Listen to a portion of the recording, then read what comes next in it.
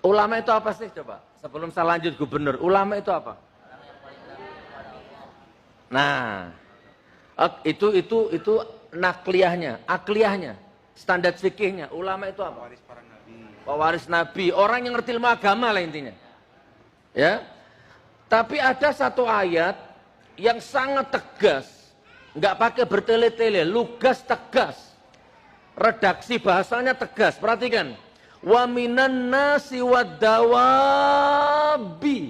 wal an'ami mukhtalifun alwanuhu kadzalik innama yakhsyallaha min ibadihil ulama innallaha azizun ghafur.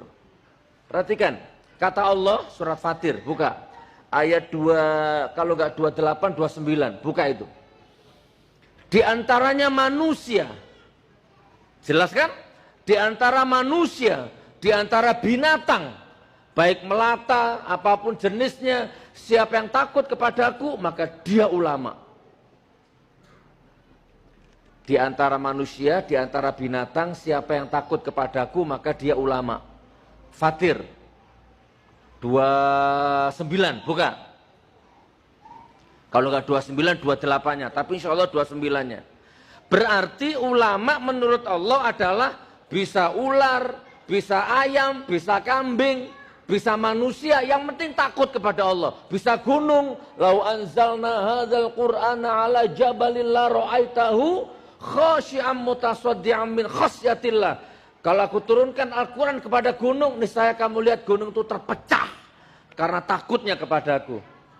Gunung itu takut kepada Allah, maka dia ulama. Lurah kalau takut kepada Allah, maka dia ulama. Aman desanya. Pedagang kalau takut kepada Allah, maka dia ulama, aman pelanggannya. Suami kalau takut kepada Allah, maka dia ulama, aman rumah tangganya. Berarti antum punya potensi jadi ulama semua. Apa? Membawa kebaikan, keberkahan. Karena takut kepada Allah. Petani yang lagi ngasih penyuluhan di bidang pertanian, di depan orang-orang petani, maka dia ulama di bidang pertanian. Apalagi insinyur teknik lagi memberikan mata kuliah tentang ilmu mesin misalkan, maka dia ulama di bidang mesin. Terus kalau ada orang misalkan berjenggot, jidatnya hitam, sorban, apal Quran, apal hadis, dia lagi memberikan kacau. Mulane cara kula sampean ra ngorek tafsir iku wis bener, pancen bahaya. Wong maca tafsir nganggo pendapate iku padha karo pesen satu tiket neraka. Mangko rafir Quran bi ra'yihi falyatabawa maq'adahu minan nar. Orang yang ngomong Quran nganggo pendapate iku pesen tiket sitok neraka. Lan cara kula mun nang andel kula. Nek iswani mulang tafsir, mulang nganggo kitab wae. Berarti ki mau maca pendapat Imam Suyuti. Imam Suyuti makili pendapat gurune sampai Rasulullah sallallahu alaihi wasallam. Wong kowe iku ora tau ngaji. Mau pinter bahasa nas-nisnos terus seminar tafsir tanpa kitab. Ya iku kowe ngomong pendapat, tentang pendapatnya pangeran. Menurut saya. Menurut saya mbahmu iki Quran kok menurut saya. Bocah kok ora karu-karuan. Piye syariat kok menurut bocah kok kudu diislamno bocah kuwi. Mulange ku Quran mek hadis iku ora sakral kan, Quran mek hadis terus muni menurut saya. Piye gitu. Ya ngono ku yo mustami'e kadang mantuk-mantuk piye. Iku rodok kabeh yakin. Aku ora muni rodok ana terusane, aku muni mok rodok tok. Engko nambah riwayatno cara kesuar rodok gedeng. Aku ora tau muni ngono, muni rodok. Enggak boleh seperti itu. Kita harus terlatih sanad.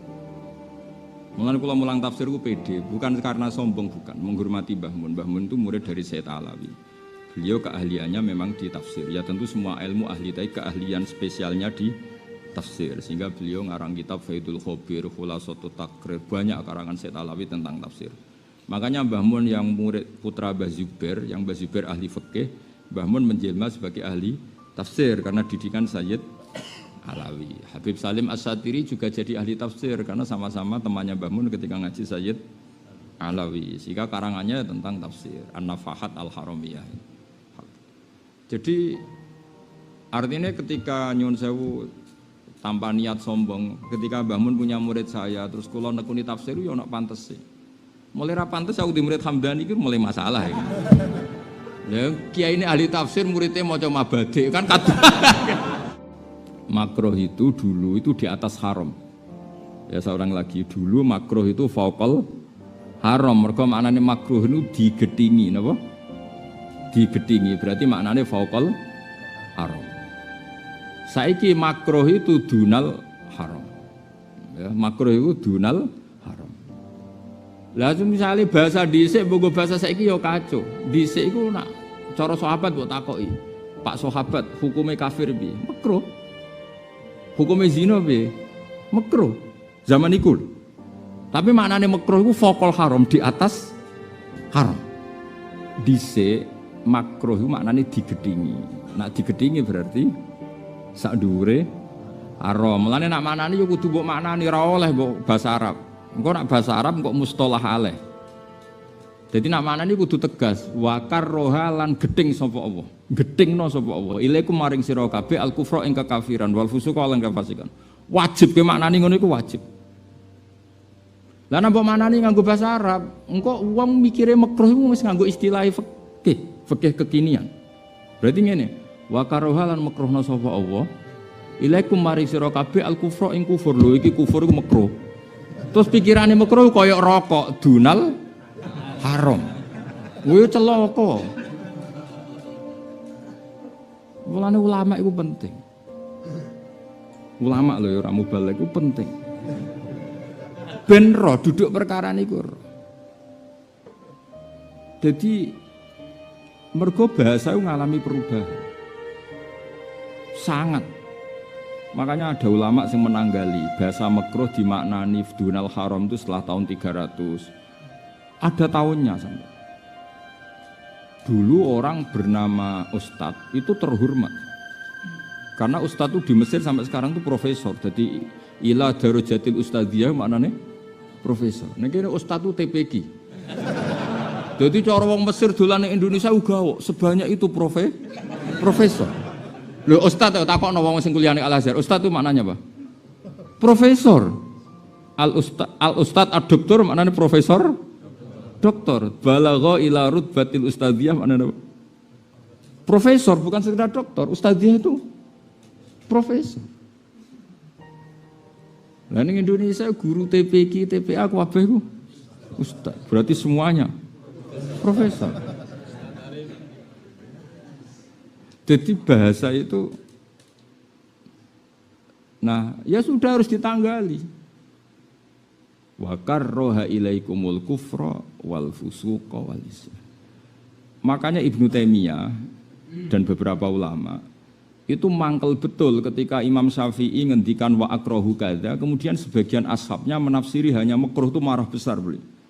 Karena Imam Syafi'i era orisinil, jadi ketika mengendikan akrahu bisa saja maksudnya itu haram. Karena mana wa akrahu kadza itu saya tidak suka itu. Tidak suka itu kan bayangkan Allah misalnya ngendikan ning kowe aku ra seneng iku. Ya parah kan, utawa Rasulullah ngendikan aku ra seneng iku kan parah. Nah, dulu pernah ada periode makruh itu fauqal haram. Sama dulu itu ada istilah mubaligh itu adalah luar biasa karena balagha anillah.